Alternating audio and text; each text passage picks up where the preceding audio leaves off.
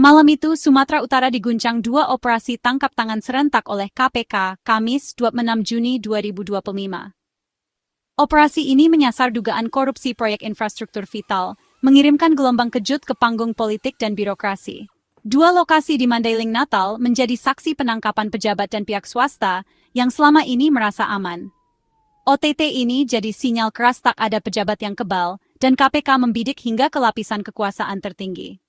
Sorotan kini tertuju pada siapa saja yang terlibat, menandai babak baru pemberantasan korupsi di Sumut. Setelah melakukan pemeriksaan intensif selama beberapa hari, Komisi Pemberantasan Korupsi atau KPK akhirnya menetapkan 5 orang sebagai tersangka utama dalam kasus dugaan suap proyek jalan di Sumatera Utara. Proses penyelidikan yang dilakukan KPK melibatkan serangkaian penggeledahan, pemeriksaan saksi, hingga analisis dokumen-dokumen penting yang berkaitan dengan proyek tersebut. Penetapan tersangka ini menjadi babak baru dalam upaya pemberantasan korupsi di sektor infrastruktur daerah. Kelima tersangka terdiri dari 3 pejabat publik yang memiliki peran strategis dalam pengelolaan proyek, serta 2 direktur perusahaan konstruksi yang diduga menjadi pihak pemberi suap. Para pejabat ini diduga memanfaatkan jabatan mereka untuk mengatur pemenang lelang proyek, sementara pihak swasta berupaya mendapatkan keuntungan dengan memberikan sejumlah uang pelicin. Dari jajaran pemerintah, nama Topan Obaja Putra Ginting, Kepala Dinas PUPR Sumatera Utara, menjadi sorotan utama. Ia diduga berperan sebagai koordinator penerima suap. Selain itu, Rasuli Effendi Siregar, Kepala UPTD Gunung Tua, dan Helianto dari Satker PJN Wilayah 1 juga terlibat aktif dalam proses pengaturan proyek dan penerimaan dana suap. Ketiganya diduga menerima sejumlah uang sebagai imbalan atas kemudahan yang diberikan kepada pihak swasta. Dari pihak swasta, 2 nama yang muncul adalah M. Akhirun Effendi Siregar dari PT DNG dan M. Raihan Dulasmi Pilang dari PT RN. Keduanya diduga kuat menjadi aktor utama dalam pemberian uang pelicin kepada pejabat pemerintah demi memenangkan tender proyek jalan. Modus yang digunakan meliputi penyerahan uang tunai secara bertahap, baik secara langsung maupun melalui perantara. Peran kelima tersangka ini membentuk rantai suap yang sistematis, dimulai dari pengaturan lelang proyek, penentuan pemenang, hingga pencairan dana proyek.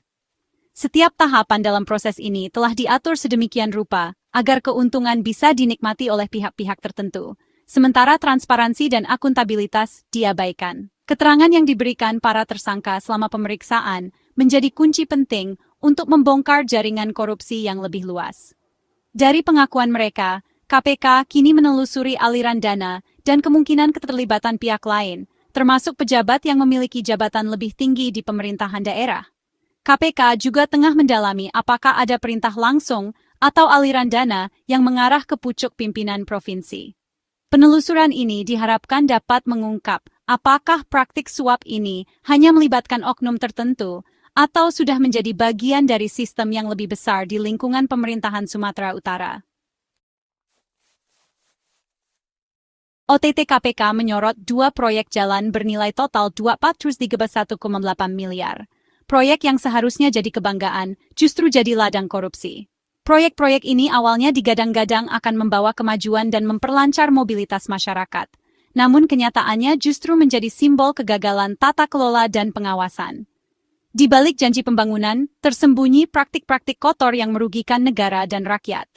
Kepala Dinas PUPR dan UPTD diduga mengatur lelang untuk memenangkan PT DNG. Imbalannya commitment fee. Proses lelang yang seharusnya transparan dan adil berubah menjadi ajang transaksi gelap demi keuntungan pribadi. Para pejabat yang diberi amanah justru menyalahgunakan kekuasaan, mempermainkan aturan demi memperkaya diri sendiri dan kelompoknya. Proyek kedua, di bawah Satker PJN Wilayah 1, juga diduga syarat suap demi kelancaran tender dan pencairan dana. Uang suap mengalir dari kontraktor ke pejabat, memastikan proyek berjalan tanpa hambatan administratif, meski kualitas dan pengawasan dikorbankan. Akibatnya, hasil pembangunan jauh dari harapan, bahkan membahayakan keselamatan pengguna jalan. Praktik ini bukan hanya merugikan negara, tapi juga masyarakat yang butuh infrastruktur berkualitas. Jalan rusak dan proyek mangkrak membuat aktivitas warga terganggu, ekonomi lokal terhambat, dan akses ke layanan penting menjadi sulit. Anak-anak harus menempuh jalan berlubang untuk ke sekolah. Petani kesulitan membawa hasil panen ke pasar. KPK menegaskan nilai korupsi yang terungkap baru puncak gunung es. Penelusuran proyek lain masih berjalan. Penegak hukum terus membongkar jaringan korupsi yang lebih luas, memastikan para pelaku tidak lolos dari jerat hukum. Upaya ini menjadi peringatan keras bagi pejabat lain agar tidak bermain-main dengan uang rakyat. Setiap rupiah yang dikorupsi berarti jalan rusak, ekonomi terhambat, dan kepercayaan publik terkikis. Korupsi di sektor infrastruktur bukan sekadar angka di atas kertas, tapi nyata dirasakan masyarakat setiap hari. Hanya dengan pengawasan ketat dan penegakan hukum tegas, harapan akan jalan mulus dan pembangunan yang adil bisa terwujud. Di tengah penangkapan pejabat, nama Gubernur Sumut Bobi Nasution ikut terseret. Kedekatan Topan Ginting, kepala dinas UPR yang jadi tersangka, dengan Bobi jadi sorotan. Topan pernah dipercaya Bobi sebagai Peltes Sekda Medan, menandakan hubungan erat. Publik bertanya, mungkinkah Topan berani main proyek ratusan miliar tanpa sepengetahuan atasannya? KPK membuka kemungkinan memanggil Bobi, menelusuri apakah ada arahan atau pembiaran dari puncak pemerintahan. Semua jejak, dari komunikasi hingga keputusan strategis, kini jadi fokus penyidikan. KPK menegaskan pemanggilan kepala daerah tak harus menunggu bukti aliran dana ke rekening pribadi. Jika ditemukan perintah atau arahan melanggar hukum dari atasan, itu cukup jadi dasar pemanggilan. Asep Guntur Rahayu, Direktur Penyidikan KPK, menegaskan perintah memenangkan pihak tertentu dalam lelang bisa jadi bukti kuat. KPK memburu bukan hanya penerima suap tapi juga otak intelektual di balik skema korupsi. Fokus penyidikan kini pada motif, komunikasi, dan rantai komando di balik pengaturan proyek. KPK mengandalkan metode follow the money untuk membongkar jaringan korupsi. Setiap jejak uang, dari transfer hingga pembelian aset, dianalisis untuk mengungkap penerima manfaat akhir. Asep Guntur menegaskan, penyidikan tak berhenti di 5 tersangka, aliran dana ke atasan atau pihak lain akan ditelusuri. Proses ini melibatkan pemeriksaan rekening, transaksi tunai, dan aset mewah yang diduga hasil korupsi. Dengan teknologi dan kolaborasi, KPK berupaya mengurai benang kusut aliran dana hingga ke akar. Keberhasilan follow the money jadi kunci membongkar jaringan dan memulihkan aset negara. Di balik strategi follow the money, PPATK berperan vital sebagai mata dan telinga KPK. PPATK menganalisis transaksi keuangan mencurigakan, dari transfer besar hingga transaksi tunai yang dipecah-pecah. Laporan PPATK jadi pemicu awal atau bukti pendukung dalam penyidikan KPK. Dalam kasus Sumut, kolaborasi intensif memetakan distribusi uang suap dan pola transaksi tak wajar. Sinergi KPK dan PPATK membuktikan kejahatan keuangan hanya bisa dilawan dengan kerjasama intelijen keuangan. Keberhasilan membongkar jaringan korupsi sangat bergantung pada efektivitas kolaborasi ini. Usai OTT, Pemprov Sumut merespons hati-hati lewat PLT Kadiskominfo Porman Mahulai. Mereka mengaku belum menerima informasi resmi dari KPK dan meminta publik menunggu keterangan lebih lanjut. Sikap ini dinilai normatif, terkesan menjaga jarak dari kasus yang melibatkan pejabat tinggi. Belum ada pernyataan tegas soal komitmen anti korupsi atau sanksi internal. Gubernur Bobi Nasution pun belum angkat bicara, memicu spekulasi publik. Publik menanti sikap transparan dan langkah nyata dari Pemprov Sumut untuk bersih-bersih birokrasi. Operasi tangkap tangan OTA yang dilakukan KPK di Sumatera Utara menjadi peristiwa penting yang mengguncang kepercayaan publik terhadap pemerintah daerah.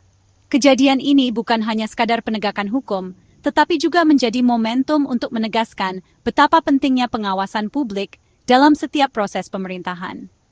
Di tengah badai korupsi yang melanda, masyarakat kini menaruh harapan besar pada transparansi dan akuntabilitas agar praktik-praktik kotor tidak lagi terulang di masa depan. Keterlibatan masyarakat dalam memantau proyek-proyek pemerintah dan menuntut akuntabilitas dari para pejabat adalah kunci utama dalam upaya pemberantasan korupsi. Aksi-aksi unjuk rasa, diskusi publik, hingga pelaporan dugaan pelanggaran menjadi bentuk nyata partisipasi warga. Dengan semakin banyaknya suara masyarakat yang menuntut keterbukaan, pejabat publik pun diingatkan bahwa kekuasaan yang mereka emban harus dijalankan dengan penuh tanggung jawab. KPK kini berada di bawah sorotan tajam. Lembaga anti rasuah ini dituntut untuk bertindak transparan, profesional, dan adil tanpa pandang bulu. Tidak boleh ada perlakuan istimewa, bahkan jika yang harus dipanggil dan diperiksa adalah pejabat tinggi seperti Gubernur Bobi Nasution. Hanya dengan sikap tegas dan terbuka, KPK bisa menjaga kepercayaan masyarakat. Pemerintah Provinsi Sumatera Utara juga harus mengambil langkah proaktif. Tidak cukup hanya menunggu proses hukum berjalan, mereka perlu segera memperbaiki sistem birokrasi, memperkuat pengawasan internal, dan memastikan setiap kebijakan dijalankan secara transparan. Reformasi birokrasi harus menjadi prioritas agar kepercayaan publik bisa dipulihkan. Kolaborasi antara pemerintah daerah, aparat penegak hukum, dan masyarakat sipil sangat penting untuk membangun sistem yang lebih bersih.